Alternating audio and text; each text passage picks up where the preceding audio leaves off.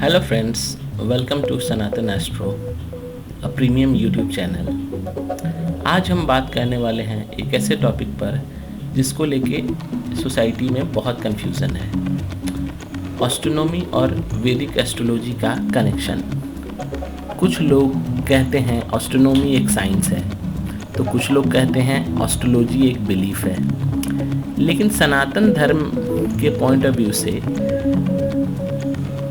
दोनों कभी अलग थे ही नहीं। एस्ट्रोनॉमी बनता है और ये बताता है कि प्लैनेट कहाँ है, जबकि एस्ट्रोलॉजी हमें बताता है उसका असर हमारी लाइफ पर क्या पड़ेगा। तो चलिए इस कॉस्मिक साइंस को समझते हैं। एस्ट्रोनॉमी एक ऑब्जर्वेशनल साइंस है। Planets, stars, eclipses, rotation, revolution सबका स्टडी। सो वैदिक एस्ट्रोलॉजी, जिसे हम ज्योतिष शास्त्र कहते हैं, इसका मतलब होता है साइंस ऑफ लाइट। सो पुराने ऋषि मुनियों ने एक्यूरेट प्लैनेटरी कैलकुलेशंस की, मोस्टली एक्यूरेट नक्षत्र सिस्टम डेवलप किया और ह्यूमन लाइफ के साथ उनका रिलेशन डिकोड किया।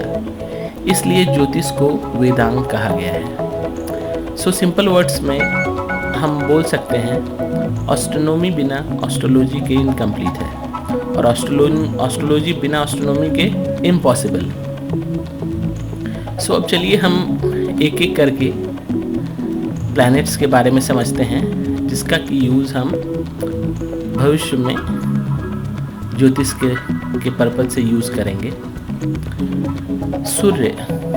सूर्य को आत्मा का कारक बताया गया है। बेसिकली हम बोल सकते हैं ये हमारी आत्मा की पावर है। एस्ट्रोनॉमी के अकॉर्डिंग सन सोलर सिस्टम का सेंटर है। सब प्लैनेट सूर्य के ग्रेविटी के अराउंड घूमते हैं। वैदिक एस्ट्रोलॉजी में सूर्य आत्मा, अथॉरिटी, लीडरशिप, फादर और साथ साथ में गवर्नमेंट को भी रिप्रेजेंट करता है। जैसे सूर्य बिना लाइफ पॉसिबल ही नहीं है, वैसे ही स्ट्रॉन्ग सन के बिना कॉन्फिडेंस पॉसिबल नहीं है। चंद्र हमारे इमोशंस को रिफ्लेक्ट करता है। एस्ट्रोनॉमिकली हम ये भी जानते हैं कि moon, ocean tides, biological cycles, night illumination को कंट्रोल करता है।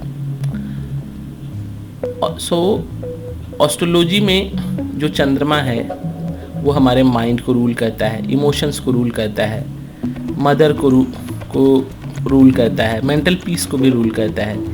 इसी वजह से जो वैदिक एस्ट्रोलॉजी है उसमें मून बेस्ड नक्षत्र सिस्टम है। वैसे भी आप सबने सुना होगा, जनरली आप किसी एस्ट्रोलॉजर के पास जाओगे तो वो आपसे पूछेगा कि आप किस राशि के हैं। तो चंद्रमा अल्टीमेटली जिस राशि में होता है आपके जन्म के समय, वही आपकी जन्म राशि होती है। सो पुराने ऋषि मुनियों ने मून बेस्ड नक्षत्र सिस्टम डेवलप किया और हमने ज्योतिष में मून बेस्ड दशा सिस्टम को डिस्कवर किया। मून स्ट्रांग हो तो माइंड स्टेबल होता है, वीक हो तो इमोशनली इम्बैलेंस रहता है। सो अब हम चलते हैं मंगल के ऊपर। मंगल एक फियरी प्लैनेट है, जिसका मतलब है वो उसमें बहुत ज़्यादा एनर्जी एंड एक्शंस हैं। एस्ट्रोनॉमी में इसे एक फियरी प्लैनेट की तरह ही देखा जाता है, फायरी प्लैनेट। एस्ट्रोलॉजी में मंगल सिग्निफाई करता है आपके करेज को, एनर्जी को, ब्लड को। साथ में ये लैंड, प्रॉपर्टी, इंजीनियरिंग का भी कारक है। जैसे आपका अगर मंगल अच्छा है तो कुंडली में, अगर जन्म कुंडली में मंगल अच्छा है तो हो सकता है कि आप बहुत करेजियस होंगे, आप बहुत एनर्जेटिक होंगे।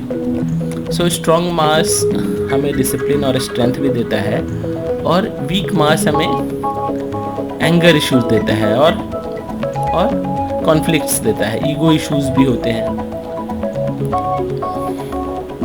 आपने सुना होगा कि पुराने समय में लोग जब कुंडली मिलान करते थे तो वो मांगलिक दोष भी देखते थे। तो उसका पर्पस बेसिकली यही था कि जो कैसा है, अब जैसे हस्बैंड वाइफ हैं तो अगर मान लो अगर हस्बैंड अगर एग्रेसिव होगा तो फिर वो अच्छा नहीं है।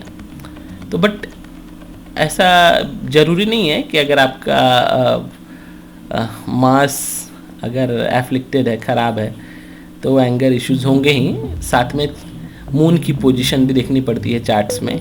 सो केवल एक फैक्टर मांगलिक दोष से डरने की भी ज़रूरत नहीं है। सो अब हम चलते हैं बुध की तरफ। बुध जिसको हम मरकरी के नाम से जानते हैं, ये हमारे इंटेलिजेंस और कम्युनिकेशन को दर्शाता है।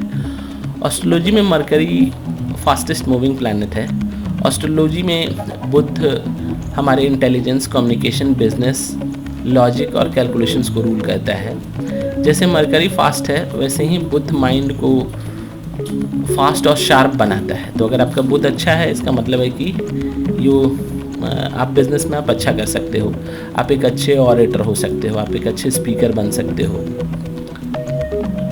गुरु, अब हम चलते हैं जुपिटर की तरफ जिसको हम गुरु के नाम से गुरु बोलते हैं एस्ट्रोलॉजी में। So it reflects wisdom and expansion. Astronomy के हिसाब से जुपिटर सोलर सिस्टम का लार्जेस्ट प्लैनेट है, ये हम सभी जानते हैं, और अर्थ को एस्टेरॉयड से प्रोटेक्ट भी करता है। सो एस्ट्रोलॉजी में गुरु हमारे विजडम, धर्म, नॉलेज, चिल्ड्रन और ब्लेसिंग्स को रिप्रेजेंट करता है। और वैसे भी हम जानते हैं कि स्ट्रॉन्ग गुरु इवन हमारे करियर में भी, लाइफ में भी, अगर गुरु का सानिध्य अगर हमारे ऊपर है, गाइडेंस है, तो फिर हमारा जो लाइफ है वो सक्सेसफुल रहता है। इसलिए बहुत सारे लोग दीक्षा लेते हैं, गुरु से दीक्षा लेते हैं। सो अब चलिए अब हम चलते हैं शुक्र की तरफ। सो शुक्र जिसको हम वीनस बोलते हैं, ये बेसिकली लग्जरी एंड लव का कारक है। एस्ट्रोनॉमी में वीनस सबसे ब्राइट प्लैनेट दिखता है। एस्ट्रोलॉजी में शुक्र लव, मैरिज, ब्यूटी, आर्ट और लग्जरी को सिग्निफाई करता है। स्ट्रॉन्ग शुक्र देता है अट्रैक्शन और हार्मोनी। सो अगर आपका शुक्र स्ट्रॉन्ग है सो बहुत अच्छी प्रोबेबिलिटी है कि you will have good access to luxury. आपकी लाइफ में अच्छी पीस, हार्मोनी रहेगी। जबकि वही अगर आपका शुक्र खराब है so there can be a problems in relationships. So अब हम चलते हैं सैटर्न की तरफ।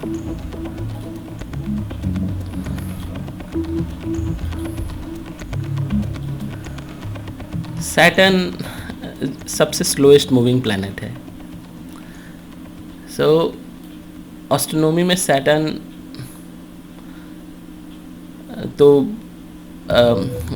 अगर आप 12 राशि की बात करेंगे तो एक पूरा रिवॉल्यूशन कंप्लीट करने में ये 30 ईयर्स से अप्रॉक्स लगा देता है। सो एस्ट्रोलॉजी में शनि आपके Karma, discipline, hard work, justice और टाइम को रूल करता है।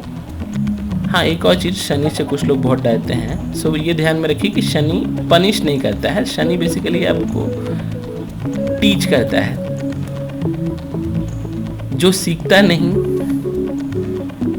शनि उसे सीखने पे मजबूर करता है। आप ये सेंटेंस को ध्यान में रखो, इसलिए हमेशा कुछ ना कुछ सीखते रहो। इसलिए शनि को डर से नहीं, समझ से देखना चाहिए।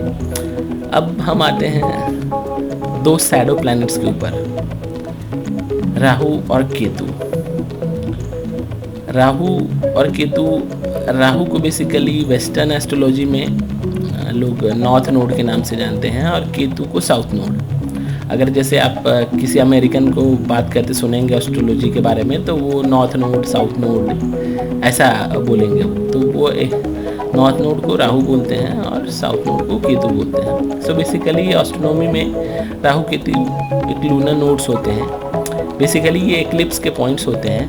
सो एस्ट्रोलॉजी में राहु डिज़ायर्स, इल्यूजन और मटेरियल ऑब्सेशन को रिफ्लेक्ट करता है, जबकि केतु डिटैचमेंट, स्पिरिचुअलिटी एंड मोक्ष को रिप्रेजेंट करता है। सो ये ध्यान में रखिएगा कि राहु और केतु फिजिकल प्लैनेट्स नहीं हैं, लेकिन उनका एस्ट्रोनॉमिकल बेस एस्ट्रोलॉजी को साइंटिफिक डेप्थ देता है।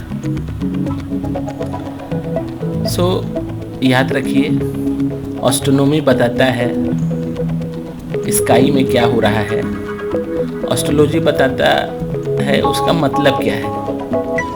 वैदिक एस्ट्रोलॉजी कोई अंधविश्वास नहीं है, ये एक रिफाइंड कॉस्मिक साइंस है। सो प्लैनेट्स डेस्टिनी डिसाइड नहीं करते हैं, वो सिर्फ टाइमिंग और टेंडेंसीज दिखाते हैं। इस बात को ध्यान में रखिए। और अगर आपको ये नॉलेज पसंद आई तो फिर हमारे सनातन एस्ट्रो चैनल को लाइक करें, क्योंकि जब हम कॉस्मोस को समझते हैं तब हम खुद को समझना शुरू करते हैं। जय सनातन।